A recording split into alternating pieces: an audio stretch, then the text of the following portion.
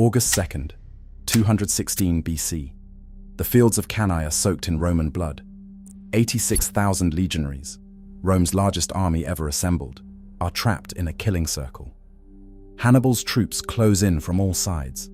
Roman soldiers scream as Spanish steel cuts through their ranks with terrifying efficiency. But this disaster would teach Rome the most important lesson in military history. The weapon slaughtering them wasn't just any blade. It was the Gladius Hispaniensis, a straight, double-edged Spanish sword that would soon become Rome's secret to conquering the world. This is the story of how Rome turned defeat into dominance by adopting the enemy's weapon and transforming it into the most lethal tactical system in ancient warfare. At Cannae, Roman survivors witnessed something that changed everything.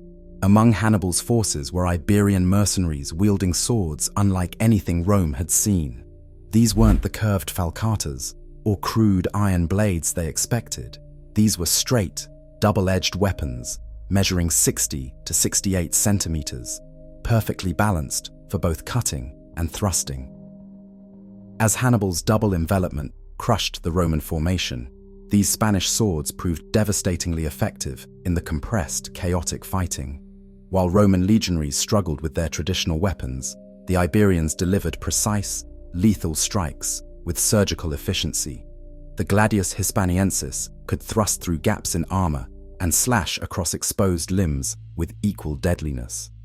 The few Romans who escaped Cannae carried more than just trauma. They carried intelligence. Military observers had seen the future of warfare, and it was Spanish steel. After the Second Punic War ended in 201 BC, Rome made a strategic decision that would reshape history. They adopted the Gladius Hispaniensis as standard equipment for every legionary. This wasn't just copying an enemy weapon, it was recognizing superior technology and integrating it into Roman tactical doctrine. But Rome didn't simply steal the Spanish design, they refined it. Roman smiths shortened the blade slightly, perfected the balance, and standardized production. The result was the Gladius, a weapon optimized for the Roman way of war. The transformation required a complete overhaul of legionary training.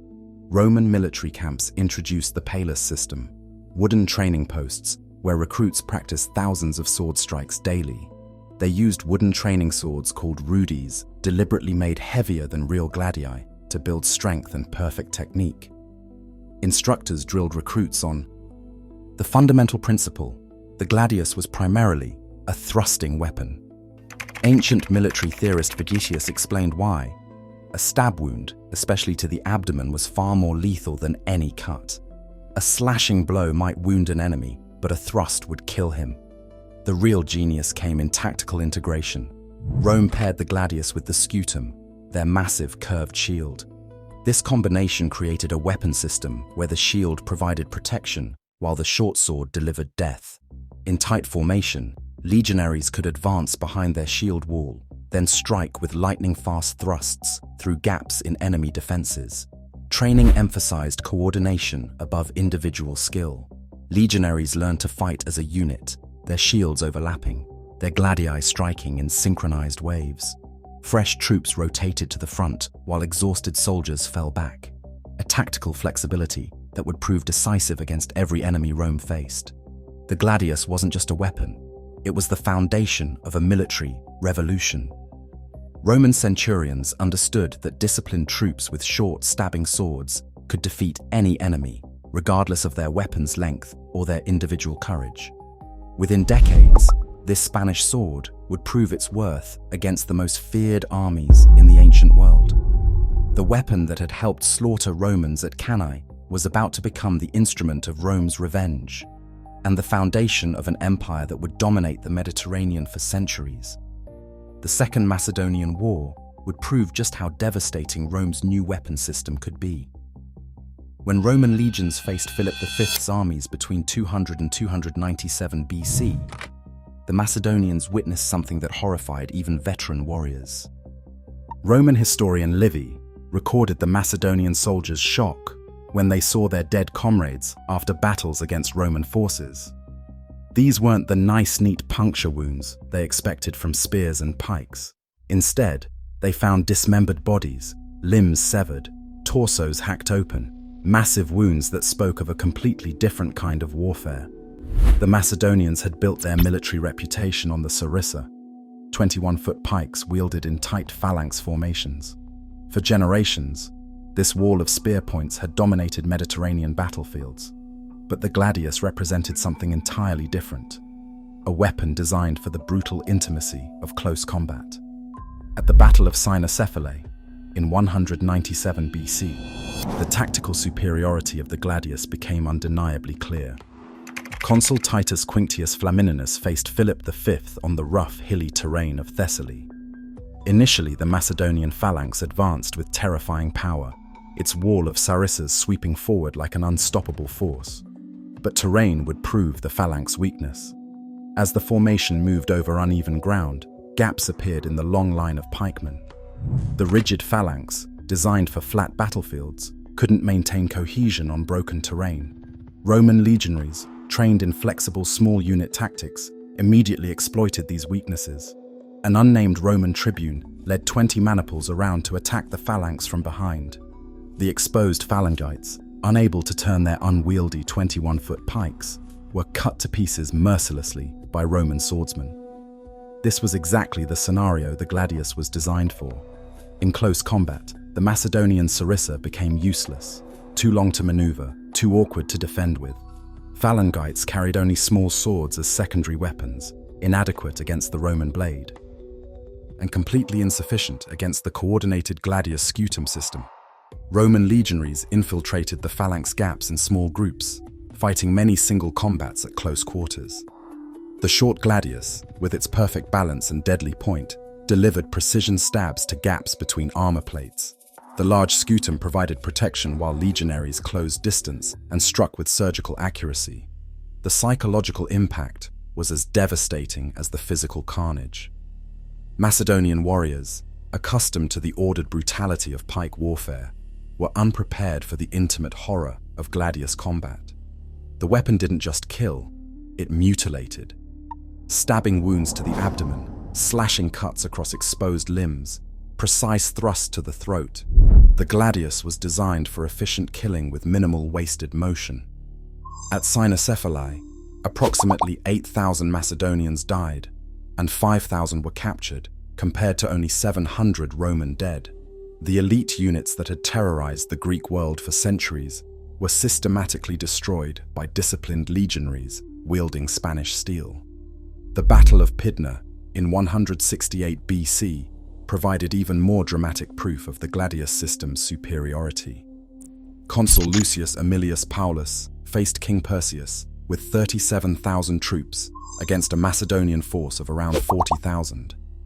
Plutarch recorded that Paulus himself was terrified by the sight of the phalanx charging, the wall of bronze and steel advancing with mechanical precision.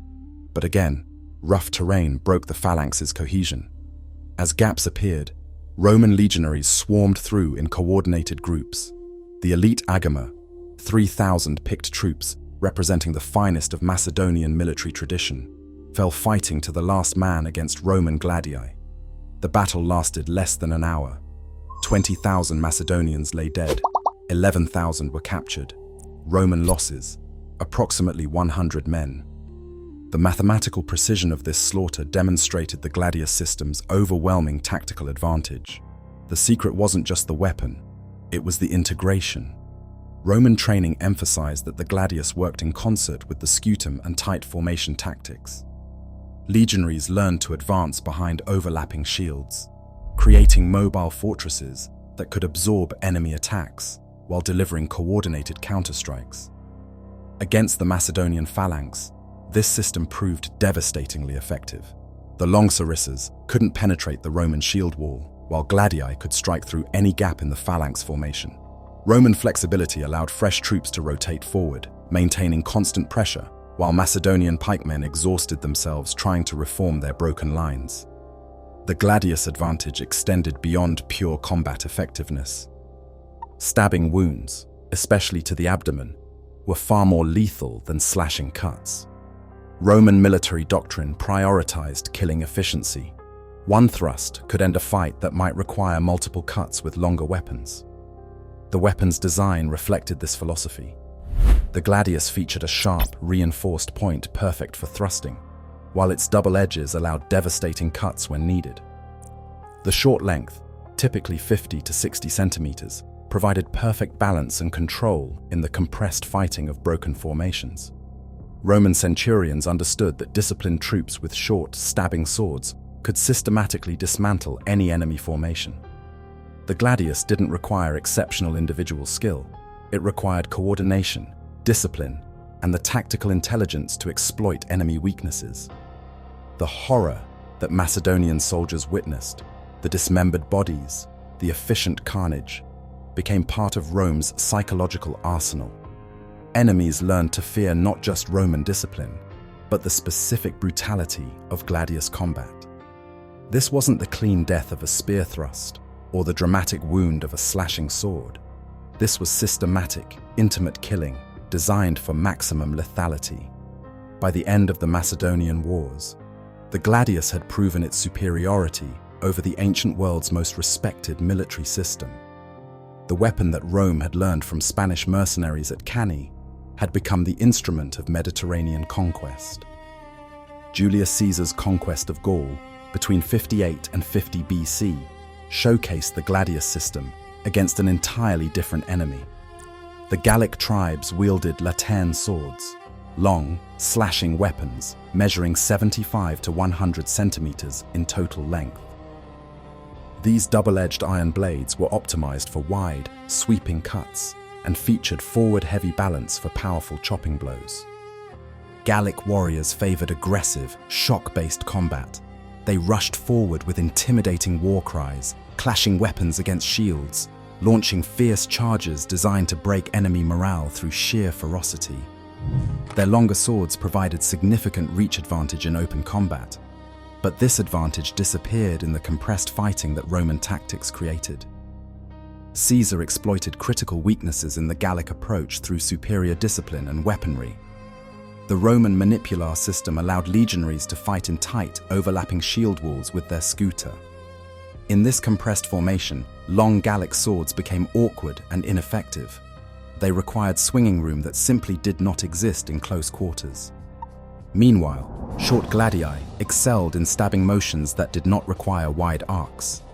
Romans remained protected behind their large curved shields while delivering lethal thrusts to gaps between enemy shields, targeting the abdomen, throat, and joints in armor. The Siege of Alesia in 52 BC demonstrated this tactical superiority on a massive scale. When Vercingetorix united the Gallic tribes in final revolt, Caesar trapped 80,000 warriors inside the fortified oppidum, then built double fortifications totaling over 20 miles. When a Gallic relief army attacked from outside, while Vercingetorix's forces attacked from within, Romans fought on two fronts. The Gauls launched massive charges against Roman fortifications, wielding their long, laterne swords in desperate attempts to break through. But Roman legionaries, armed with gladius and scutum, fought from prepared defensive positions where their tight formations negated any Gallic reach advantage. Roman discipline allowed coordinated defense, with reserves cycling in as needed, while Caesar personally led counterattacks at critical moments. The Gauls suffered catastrophic casualties. Their long swords, designed for open-field slashing attacks, proved ineffective against disciplined Roman shield walls and precision stabbing tactics. Throughout the Gallic Wars, a consistent pattern emerged. Gallic warriors charged aggressively with their long swords, seeking to overwhelm through shock and numbers. Romans absorbed these charges behind their scutum shield walls, using disciplined formations to compress the fighting. Roman gladii struck with surgical precision in the compressed combat, targeting vital areas while fresh troops rotated forward, maintaining relentless pressure until Gallic warriors exhausted themselves. At Avaricum, once Romans breached the walls, legionaries poured into the fortified settlement with gladii drawn. Caesar claims 40,000 Gauls were slaughtered in close-quarters urban fighting, exactly the environment where the short, Stabbing gladius excelled over longer slashing weapons. The systematic defeat of Gallic longswords.